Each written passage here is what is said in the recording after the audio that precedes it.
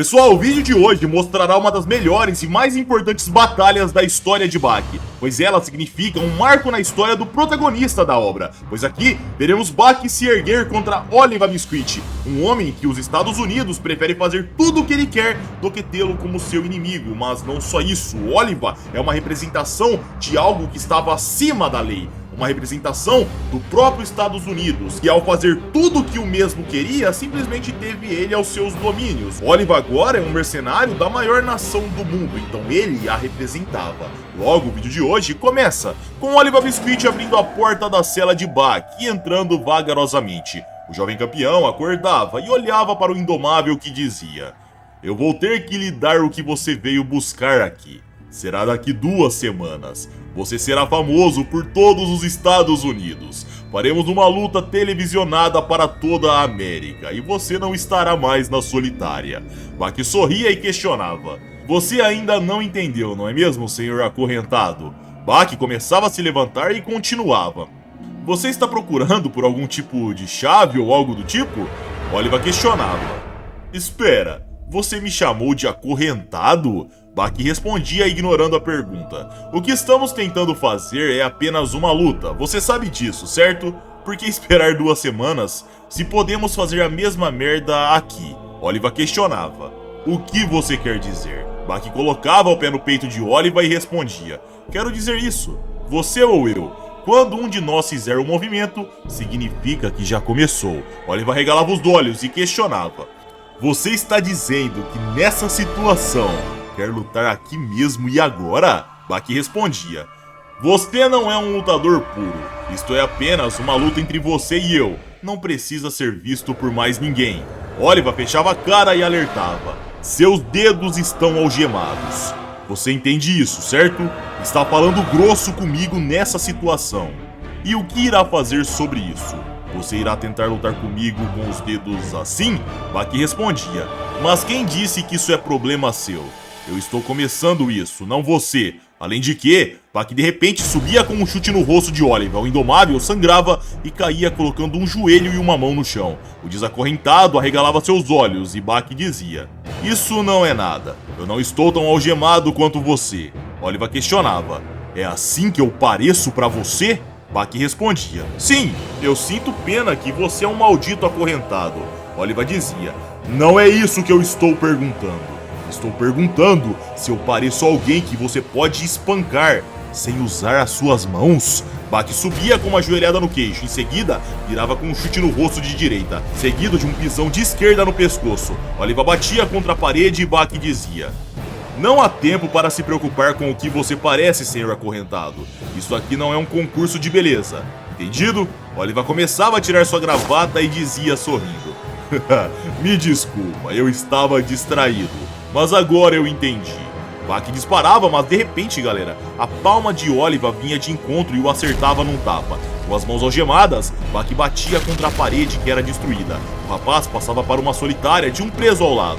Prisioneiro esse que se levantava e questionava: "Chefe, tá tudo bem, chefe?" Oliva respondia: "Sim, eu estava distraído, estava enganado, mas agora está tudo bem. Essa batalha já começou." Baki olhava sangrando, respirava ofegante e Oliva dizia: "Filho do ogro, você é bem sério quando o assunto é lutar, não é? O lutador puro não liga para coisas insignificantes." Eu estava errado, eu amo os holofotes, a fama e os gritos da multidão. Assim como você disse, eu não era puro, então por favor me perdoe." Oliva fechava os punhos e descia seus braços para baixo. Seu smoke era arrancado na hora com a pressão dos seus músculos. O smoking batia contra a parede e Baki ficava surpreso, junto do prisioneiro ao lado da cela. Nessa hora nos era mostrado o smoking parado e Oliva dizia: "Agora sim eu estou pronto." O indomável tirava seus sapatos e Baki dizia: "Bem, se meu oponente é também um lutador puro agora, eu não deveria estar mais assim." Baki nessa hora deslocava seus ombros, passava os braços e sorrindo, ele voltava seus braços para frente. Em seguida realocava seus ombros no lugar. Oliva via aquilo e dizia sorrindo: "Ah, sim, parece que você recuperou um pouco da sua liberdade. Mas isso ainda não é puro o suficiente. Baki respondia: "Ah, vamos lá, me dá um tempo."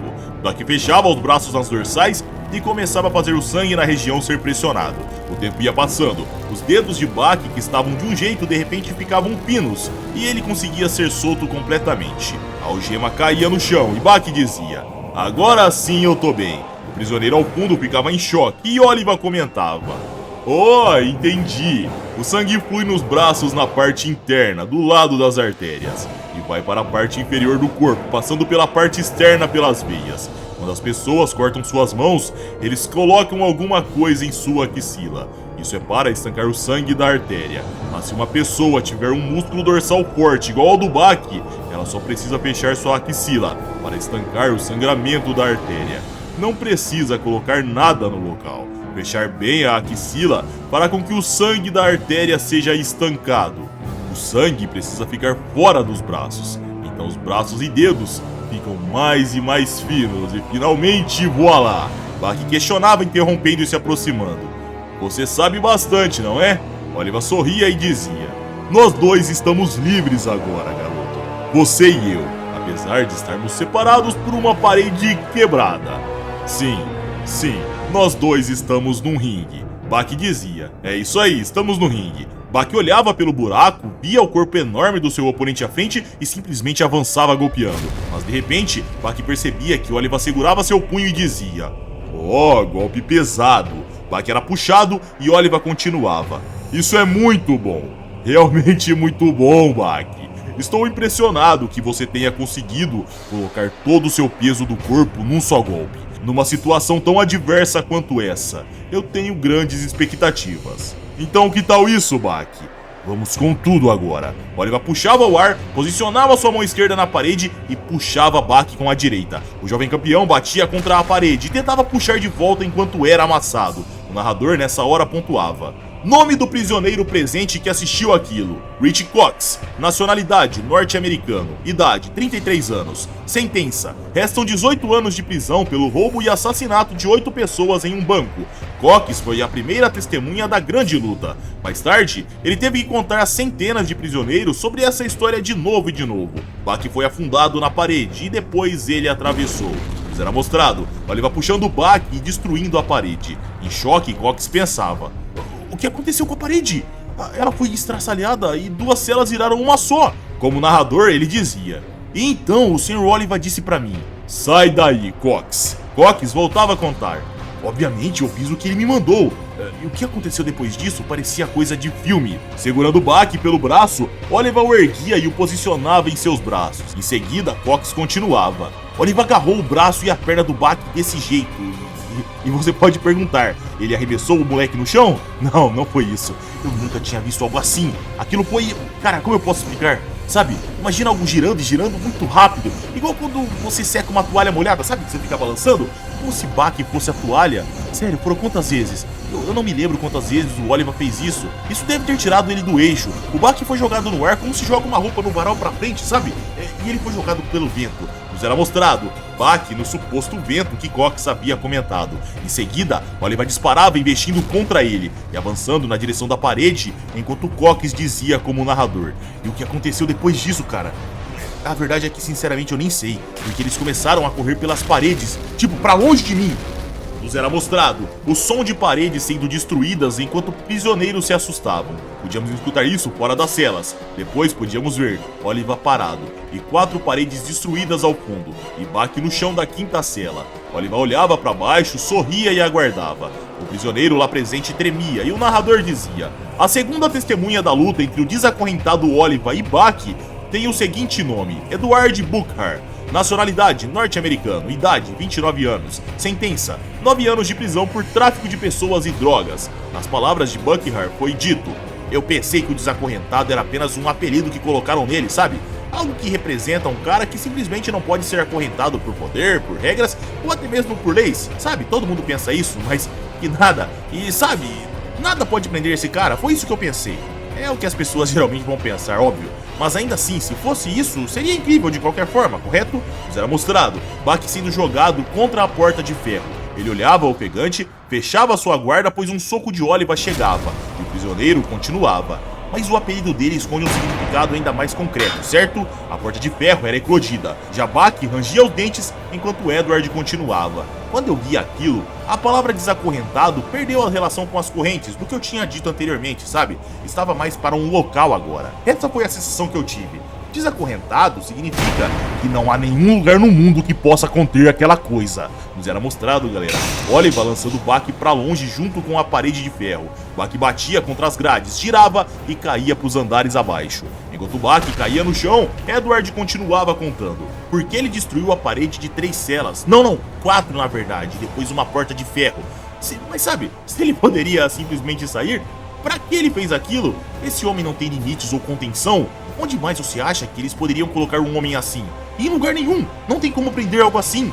Nos era mostrado, Oliver saltando pro andar de baixo, ele pousava e o narrador dizia: nome do guarda, Bob McCarthy, idade 27 anos, se juntou à força policial aos 18 anos, designado para a prisão 4 anos atrás. E ele dizia: olha, eu vou contar a partir daí. Oliver estava esperando Bach se levantar. Seus olhos pareciam tão calmos, mesmo ele estando no meio dessa luta. Naquele momento, Bach chutou o joelho de Oliver assim que se levantou. Eu não conseguia acreditar que Bach ainda conseguia atacar o Oliver, sabe? Mesmo depois de ter caído do 3º andar direto no concreto. Mas seu pé foi agarrado naquela hora.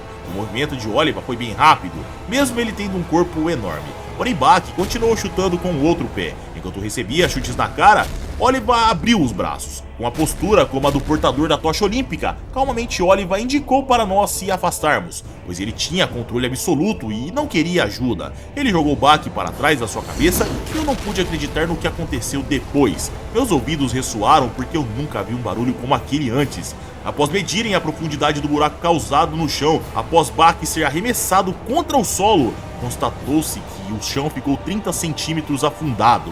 Mas naquele momento, nós ainda não havíamos percebido a mudança. 4 anos atrás houve um acidente, alguém caiu do 7º andar aqui, o cara que caiu do 7º andar morreu na hora, nossa, foi horrível. Eu conduzia a investigação na época. Comparando a profundidade dos buracos do chão, comparado ao buraco que Bach fez no chão ao ser jogado, no caso, constatamos que foi mais do que o dobro de profundidade. Se perguntarmos como o Oliver ficou nessa hora, sabe, sei lá, o cara nem ligou, afinal ele é um homem misterioso até pra nós. Enfim, continuamos. Na sequência, eu não conseguia acreditar naquilo. Bach se virou sozinho e ficou de costas pro chão. Enquanto Bach se recuperava, ele pensava: ai, que sensação boa. O poder máximo de Oliver, o mais forte dos Estados Unidos. Essa sensação, essa paralisia boa me lembra 5 anos atrás, quando lutei contra Yujiro Hama, meu pai, e tive a mesma sensação. Uma diferença de poder que está além da imaginação. Diferença de poder. Sim, agora me lembro. Tá começando de novo. Nos era mostrado, galera, a endorfina sendo ativada no cérebro de Bach, mas ele dizia como se sentisse que estava virando água. Mas o quê? Por que isso tá acontecendo? Eu tô derretendo? Estou me tornando líquido? Viscoso e ensopado? Estou me tornando água? Não, é mais suave do que a água. Estou me espalhando e finalmente inundando todo o lugar. O guarda-Bob contava do futuro. Foi incrível. Bach estava deitado e de repente saltou e se levantou deitado. Não foi como um salto ou algo do tipo. A primeira coisa que me fez perceber a mudança foi o chão, cara. No concreto onde ele estava deitado, exatamente onde as suas costas estavam, algo estranho ficou marcado. A mancha feita pelo seu suor parecia o rosto de alguém. Nós conhecemos Oliver, então ouvi a lenda do único homem mais forte que ele, que tinha um demônio nas costas, mas eu nunca tinha visto antes. Costumava existir apenas dos boatos das artes marciais japonesas, mas agora caiu em esquecimento. Meus músculos, criados através das guerras e dos exercícios de luta, a face do sorriso do demônio é criada naqueles que podem destruir e acabar com a vida. Além disso, sua postura de pé me fez associá-lo com um homem lendário, o mais renomado espadachim do mundo. Seu nome era Miyamoto Musashi, a imagem que é dita ser um autorretrato de Miyamoto Musashi. Os intelectuais dizem que ela não pode ser considerada como um mero autorretrato de uma pessoa. Seus olhos parecem penetrar tudo, seu jeito de segurar a espada é relaxado, posicionamento baricêntrico impossível de se ler. Dominava no retrato que simbolizava a capacidade física de combate de Miyamoto Musashi, e era muito superior à dos campeões olímpicos atuais. o que faz dele um dos maiores artistas marciais de todos os tempos. Isso repetirá agora, com esse garoto apenas de 18 anos, Baki Hama. Então, o que acontecerá a partir de agora? Nos será mostrado Baki encarando o Oliva que dizia: Baki, você está atrasado. Não deveria deixar os mais velhos esperando tanto.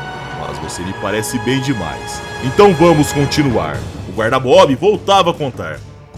Era impossível não ficar empolgado. Em um filme japonês que eu vi há muito tempo atrás, dois guerreiros samurais estavam se enfrentando. Duas espadas samurais imóveis. Um longo e misterioso tempo passou e em um movimento fugaz, tudo foi decidido. Não era uma reviravolta como nos esportes. O Sr. Oliva também notou a diferença em Baki naquela hora. Oliva Biscuit dizia na sequência: Você é demais, Baki. Parece que eu te fiz mudar alguma coisa, não?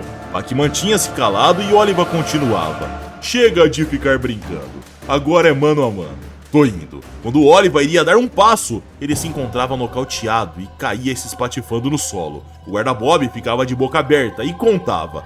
Eu estava assombrado. Aconteceu rápido demais. Naquele momento eu nem pisquei. Eu só posso dizer o que eu acho que aconteceu com o Sr. Oliva, que estava tentando dar um passo à frente, e como se ele tivesse mudado de ideia, ele se jogou de forma misteriosa contra o chão. Era uma luta de nível altíssimo que nós, que não somos artistas marciais, não podíamos entender, sabe? Um nível altíssimo, mas infelizmente tínhamos uma câmera de alta tecnologia que estava gravando cada segundo do que tinha acontecido. Nessa hora nos era mostrado uma gravação no futuro, onde o guarda Bob questionava: Vocês estão prontos? Eu vou disparar o cronômetro e dar play no vídeo em câmera lenta, tá?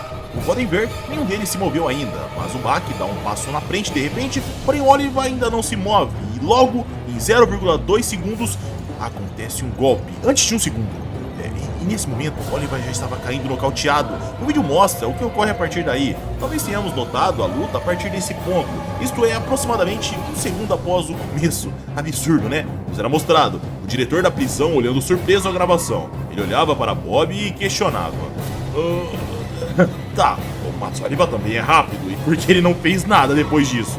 Ou ele fez? Bob dizia não, e o diretor dizia: Vamos lá, explique-me por que Oliva não foi capaz de reagir a esse soco.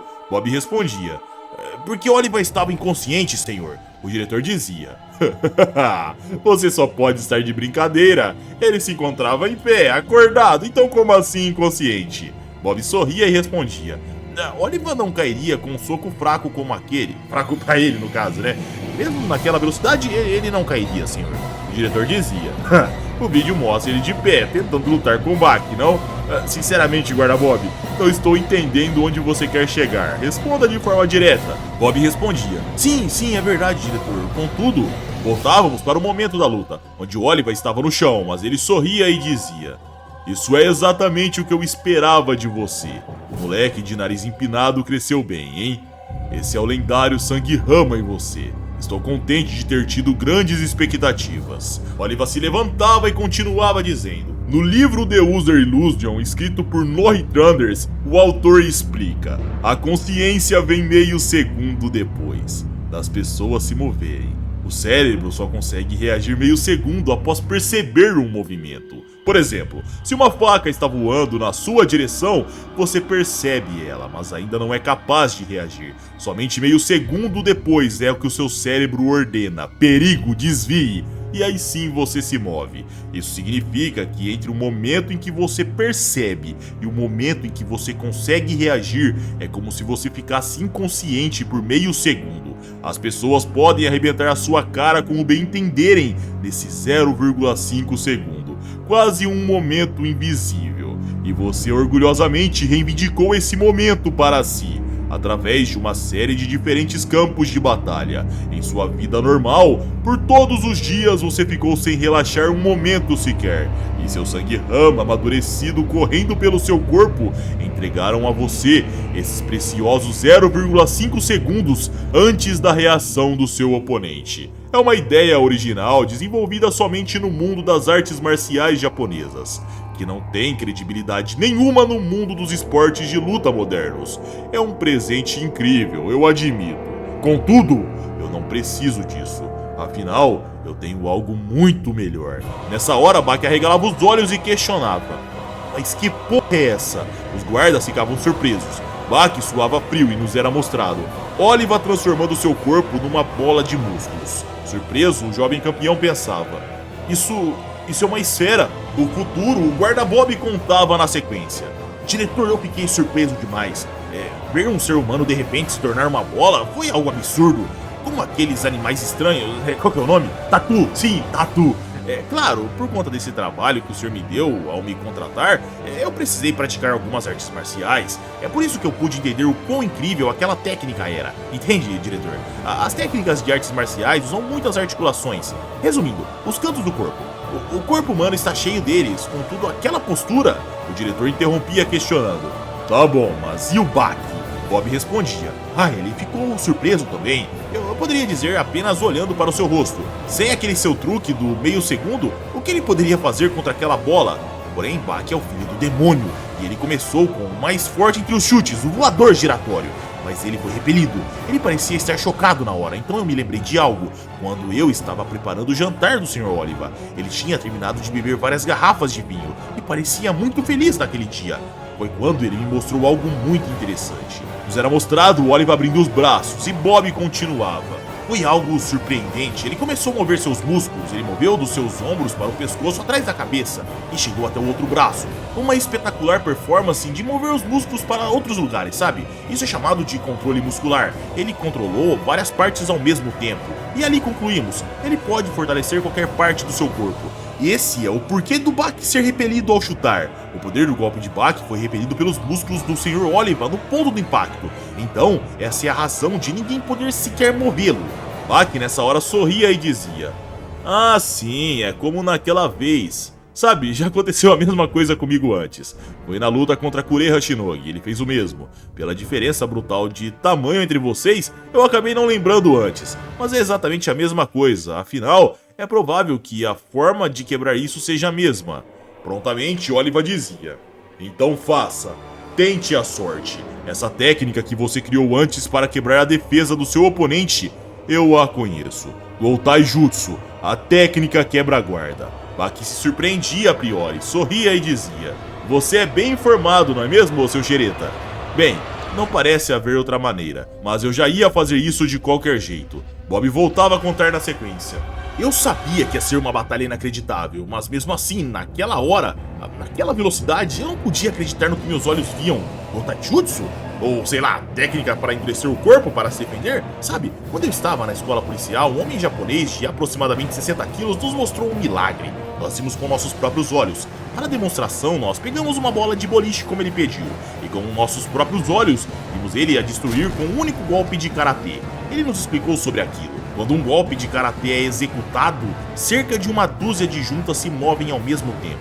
Uma dúzia de juntas que são como amortecedores, e esses amortecedores trabalham absorvendo os impactos. A absorção de impacto é um dos maiores obstáculos para um golpe poderoso.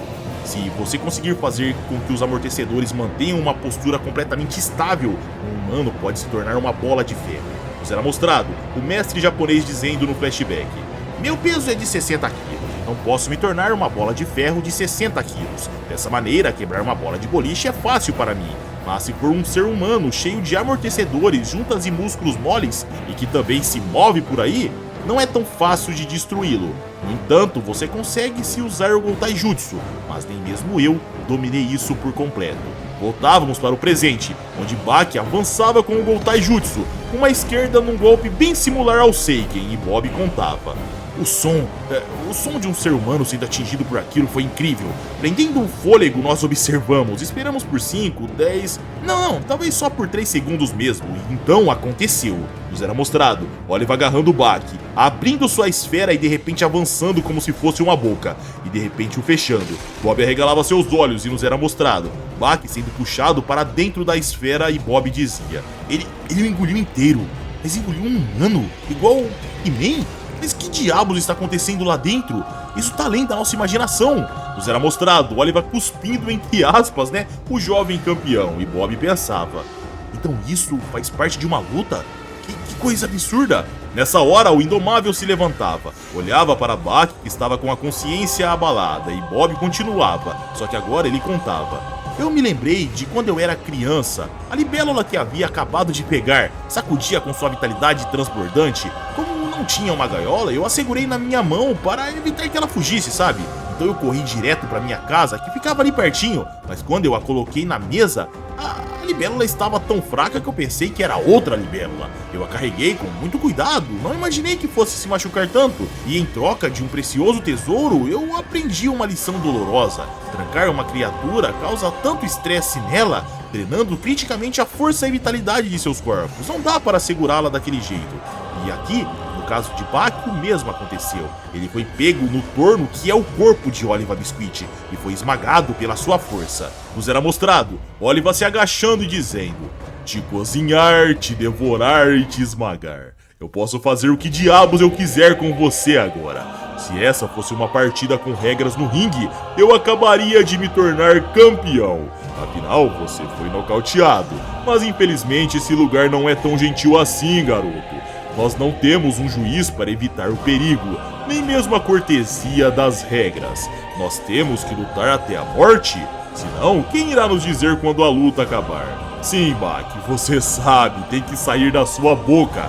Diga, por favor, pare, Sr. Oliva. Eu perdi, eu desisto, poupe a minha vida. Não é tão ruim perder de vez em quando, filho. Mas você tem que admitir. Caso contrário, será tarde demais. Bak respondia: sim, eu acho que esse é o caminho de fato, mas não há motivo para terminar tão cedo. Nós passamos do ponto de retorno, não se pode voltar agora. Nenhum juiz ou regra poderia possivelmente decidir como terminar uma luta com um oponente que eu tanto visei. Ninguém irá tirar isso de mim, então vamos até o fim. Qualquer um que morra, qualquer um que peça para parar, qualquer um que não consiga se levantar e encarar a verdade. É assim que definiremos. Não há outra maneira, assim como você disse. Mas Oliva, você acabou de me dizer a sua fraqueza. Você está desejando com todo o seu coração que eu admita a derrota, certo? Você quer terminar essa luta mais do que eu, e eu sou aquele que está no chão. Você está definitivamente bem mais perto de perder essa luta. Ah, e outra coisa, nunca mais me chame de filho, tá bom, ô seu filho da puta? Irritado, Oliva disparava e lançava um pisão. Bak desviava do primeiro, segundo e no terceiro ele tomava um chute no corpo. Em seguida, como o Pac-Man, Oliva mordia, mas na mesma hora sua cabeça ia para trás e nos era mostrado Bak enfiando os dedos nas narinas do Indomável e questionando: tá achando que eu sou idiota, Oliva? Você não aprendeu na escola de luta a não usar o mesmo golpe 2 vezes num lutador de primeira classe? Nessa hora, Oliva sangrava, mas respondia com uma esquerda com as costas da mão no meio da cara de Bak que voava na direção da parede. O Indomável olhava sangrando e lacrimejando ele dizia: seu merdinha, você não vai se safar. Bak sorria e respondia: você não vai se safar? Mas essa é clássica. Qual é, Sr. Oliva? Se formos ao extremo, o que mais podemos fazer um com o outro? Enfim, já chega de brincadeirinhas e truques. Estou farto de brincar que agora essa aqui é minha última arma secreta. Não teria sentido vencer você com truques baratos. Oliva questionava: e você pensa que pode vencer sem esses truquezinhos? Bak respondia: do jeito que tá, isso não vai durar. Para eu derrotar o homem mais forte da América, o grande Oliva Biscuit, o desacorrentado, truques baratos são desnecessários, inúteis. Vamos apenas descer a porrada um no outro, simples assim, o que acha? Oliva fechava a cara e Bob contava: eu realmente não entendia o que ele estava dizendo ali. Eu pensava que luta é luta, o que ele estava querendo dizer? Bak voltava a dizer na sequência: vamos pra cima cara a cara, sem desviar, trocação franca, como homens de verdade. Oliva abria um sorriso insano e Bob continuava contando: eu acredito que Oliva não teve nenhuma escolha além de rir. Eu faria o mesmo se uma criança de 100 quilos a menos do que eu dissesse para lutarmos como homens de verdade. Foi então que o outrora campeão dos pesos pesados, o próprio Iron Michael, gritou para Bak não fazer isso ou ele morreria. Ele estava em uma das celas que Oliva destruiu. Em casos como esse, nós podemos atirar sem avisar, sabe? Mas o campeão estava coberto de razão, então eu fiquei parado, ouvindo ele.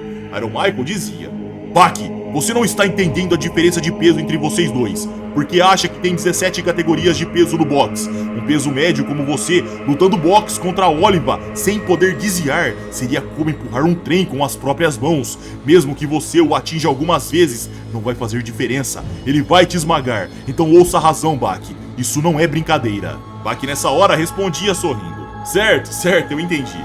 Isso significa que essa é uma luta em que vale a pena morrer. Bak batia as costas na parede e se impulsionava pra frente. E o narrador dizia: ninguém pode pará-los, nem Iron Michael. nem os guardas. Nessa hora nos era mostrado a costa do demônio marcada na parede. O narrador finalizava: essa é provavelmente a maior luta de punhos que o mundo já viu. Quando a troca de socos começava, a cena cortava para a amada de Oliva, Maria, que olhava as flores que seu amado lhe deu, murchando, e ela concluía: está tão perto do fim. Retornávamos para a luta, onde Bach e Oliva sorriam e ambos se acertavam com socos diretos, sem buscar se esquivar. Ambos firmavam seus pés para evitar o recuo e voltavam golpeando com tudo. Novamente eles se acertavam e Bob contava.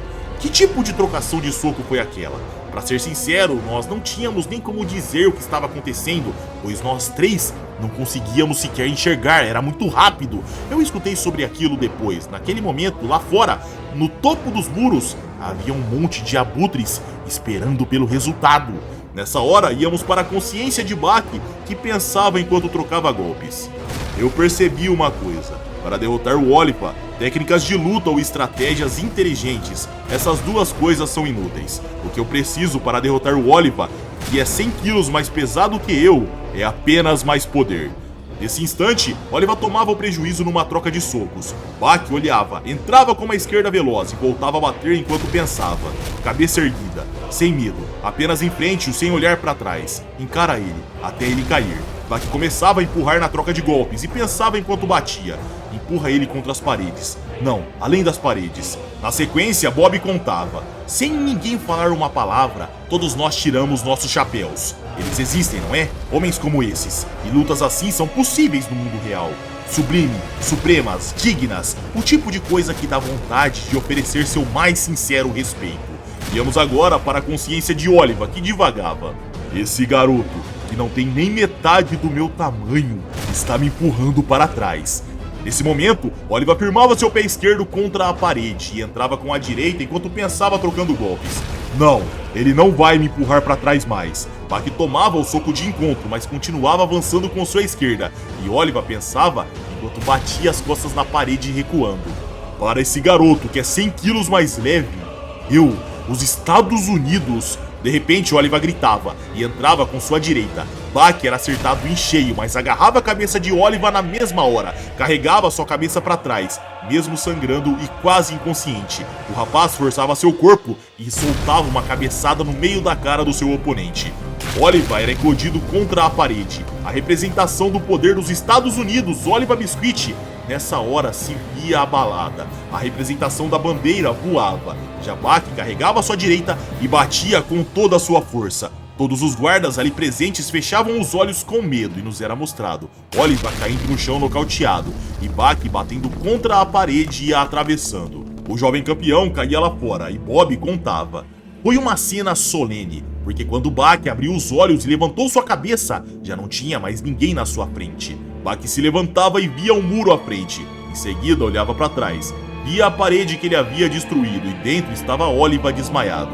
Prontamente Bob ordenava: contate a enfermaria, rápido! Só que nessa hora, galera, Oliva abria os olhos, se levantava e percebia-o olhando à frente. Era Maria, sua amada. Todo se surpreendia e ela respirava ofegante. Surpreso, Oliva questionava: Maria, você andou até aqui? Maria respondia questionando: você perdeu para o garoto, não foi?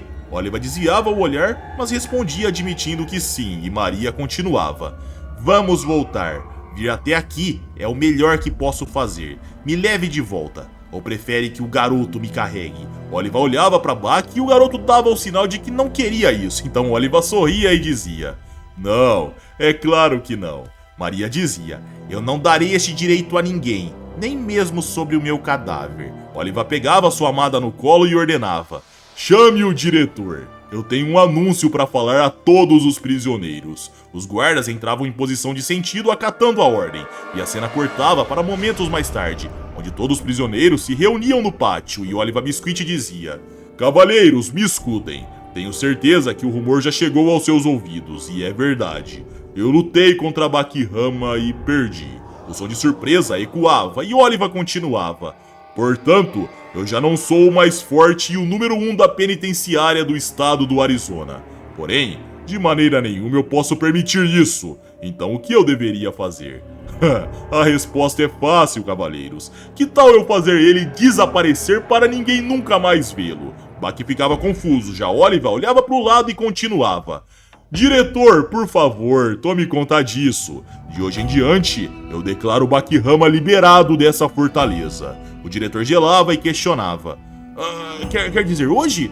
Será que não é um pouco... Oliver interrompia dizendo. Você pode fazer a merda da papelada burocrática depois. O diretor iria insistir, então Oliver intensificava sua aura e questionava. Diretor, você prefere ter milhares de prisioneiros lutando e escapando ao mesmo tempo? Bach nessa hora contava enquanto saía. Aquilo foi incrível. Foi surpreendente o quão fácil eu saí da prisão. Tudo que eu pedi foi água, comida, bicicleta e algum dinheiro. Em retorno, o Sr. Oliver Biscuit, o desacorrentado, me pediu apenas uma condição, que ele pudesse me assistir indo até o aeroporto, e ele me seguiu num helicóptero. E dessa forma, pessoal, o vídeo chega ao fim. Eu espero que vocês tenham curtido. Se sim, vocês já sabem, like para ajudar o canal, se inscrevam se não forem inscritos e caso queiram vídeos exclusivos, é só virar membro do nosso canal. Minhas redes sociais vão estar aqui na tela caso queiram me seguir e é isso aí, pessoal. Eu tô indo nessa, um abraço, fiquem com Deus e tamo junto.